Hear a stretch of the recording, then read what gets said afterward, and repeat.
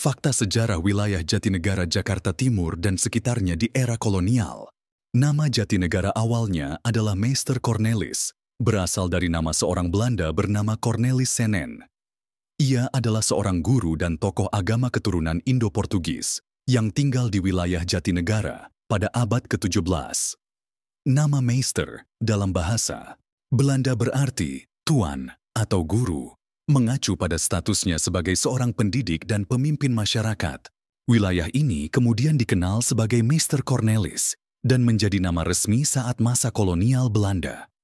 Namun, setelah Indonesia merdeka, nama Meester Cornelis diubah menjadi Jatinegara pada tahun 1949 untuk menghilangkan jejak kolonialisme dan mengganti dengan nama yang lebih mencerminkan identitas lokal.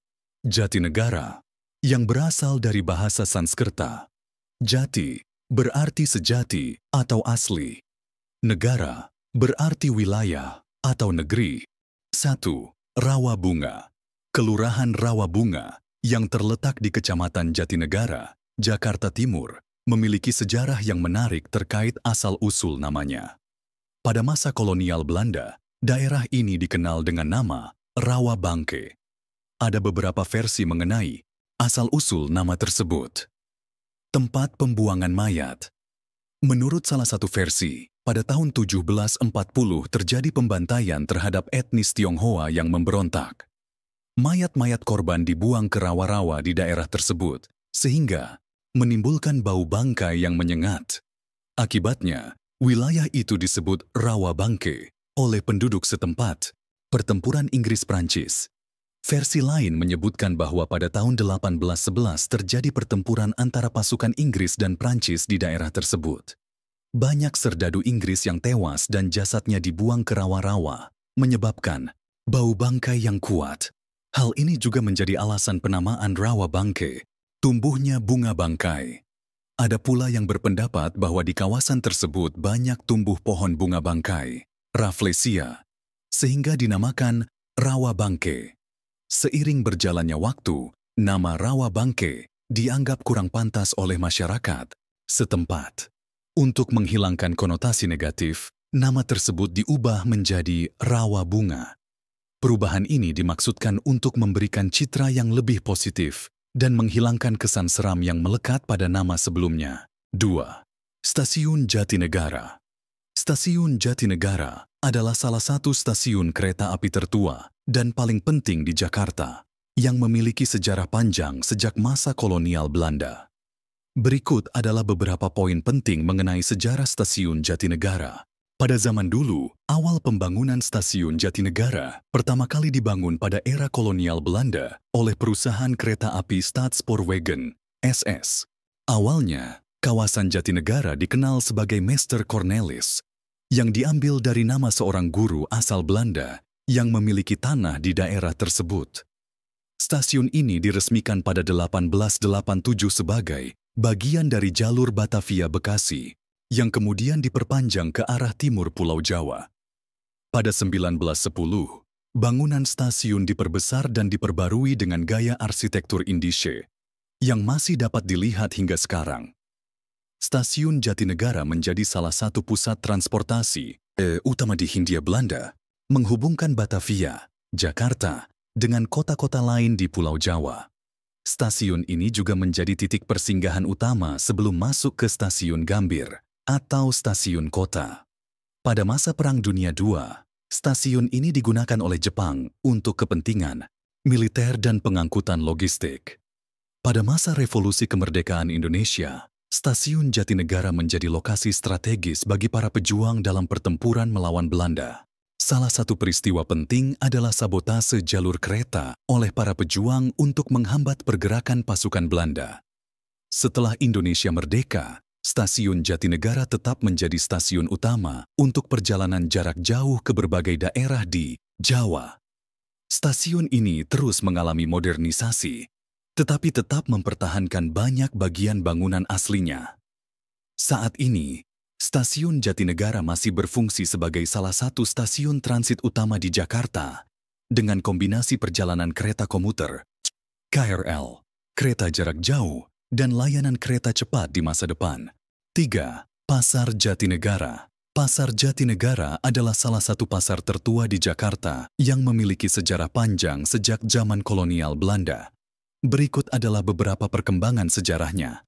Pada abad ke-17, kawasan Jatinegara atau Bali Meester dikenal sebagai Meester Cornelis, yang diambil dari nama seorang tuan tanah Belanda, Cornelis Senen. Pada masa itu, kawasan ini merupakan pusat perdagangan dan permukiman. Pasar Jatinegara awalnya berkembang sebagai tempat transaksi antara pedagang pribumi, Tionghoa dan Belanda. Masa Hindia Belanda, abad ke-19, awal 20. Pada abad ke-19, Jatinegara menjadi salah satu pusat ekonomi dan militer penting di Batavia. Pasar ini berkembang menjadi tempat jual beli hasil bumi, perabotan, pakaian, serta barang kebutuhan sehari-hari. Infrastruktur seperti rel kereta api yang melintas di daerah ini juga mendukung perkembangan ekonomi Jatinegara. Masa pendudukan Jepang saat Jepang menguasai Indonesia, aktivitas perdagangan di pasar Jatinegara sempat menurun karena ketatnya pengawasan dan kontrol militer. Namun, pasar tetap menjadi tempat utama bagi masyarakat untuk mendapatkan kebutuhan pokok, meskipun harga barang meningkat akibat inflasi dan kelangkaan barang. Setelah Indonesia merdeka, Jatinegara mengalami perubahan signifikan. Pasar Jatinegara tetap menjadi pusat perdagangan utama di Jakarta Timur. Pada periode ini, banyak pedagang lokal yang mulai menguasai sektor perdagangan setelah sebelumnya didominasi oleh pedagang keturunan Tionghoa. Pada tahun 1970-an, pasar Jatinegara berkembang menjadi pusat perdagangan yang lebih modern dengan renovasi dan perluasan area. Pasar ini terkenal sebagai tempat penjualan berbagai barang, mulai dari kebutuhan rumah tangga, tekstil, hingga perhiasan dan burung hias. Hingga kini, pasar Jatinegara masih menjadi salah satu pasar tradisional yang ramai di Jakarta, meskipun menghadapi persaingan dari pusat perbelanjaan modern. Namun, keunikan dan sejarah panjangnya menjadikannya salah satu ikon perdagangan di ibu kota. 4. Kampung Pulo. Kampung Pulo adalah sebuah wilayah yang terletak di kawasan Jatinegara, Jakarta Timur. Sejarah Kampung Pulo pada era kolonial Belanda terkait erat dengan perkembangan urbanisasi Jakarta, dulu Batavia, pada masa tersebut. Pada masa kolonial Belanda, Batavia dikenal sebagai pusat perdagangan dan pemerintahan yang sangat strategis. Kawasan sekitar Kampung Pulo, yang dulunya merupakan wilayah pinggiran Batavia, menjadi bagian dari proyek pembangunan infrastruktur yang luas. Di era ini, Batavia mengalami banyak perubahan, termasuk pembangunan jalan, jembatan, dan saluran air. Wilayah ini menjadi tempat pemukiman bagi banyak penduduk, baik orang Belanda maupun penduduk lokal, yang sebagian besar bekerja di sektor perdagangan atau sebagai pekerja di perkebunan atau industri yang berkembang pesat di sekitar Batavia. Berjarak sekitar 10 meter dari pinggir Kali Ciliwung, terdapat satu bangunan di RT Sommer 9 Jaul 2, Kampung Pulo, Jakarta Timur yang sering dikunjungi warga. Di dalam bangunan kurang lebih 3x2 meter tersebut, terdapat satu dari 5 makam yang oleh warga Kampung Pulo dikeramatkan. Makam tersebut ialah makam Kiai Haji Qasim bin Thohir, yang meninggal pada tahun 1947.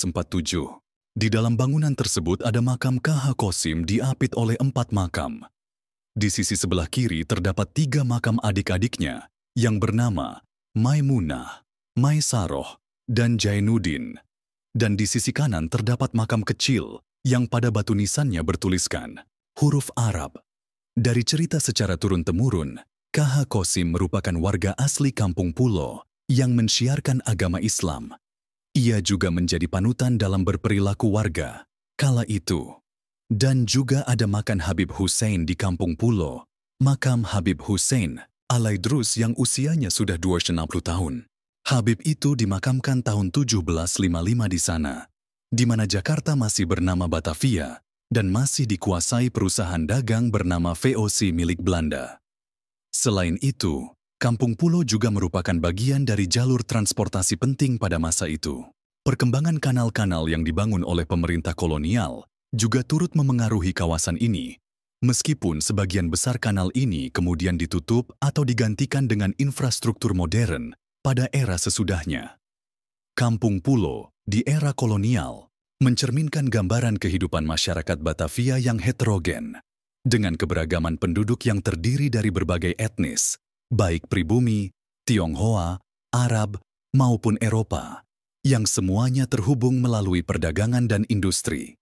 Terima kasih yang sudah nonton. Jangan lupa bantu support channel kami kitabahas.id dengan cara like, comment, dan subscribe. Apalagi yang mau kita bahas, silahkan tulis di kolom komentar. Terima kasih.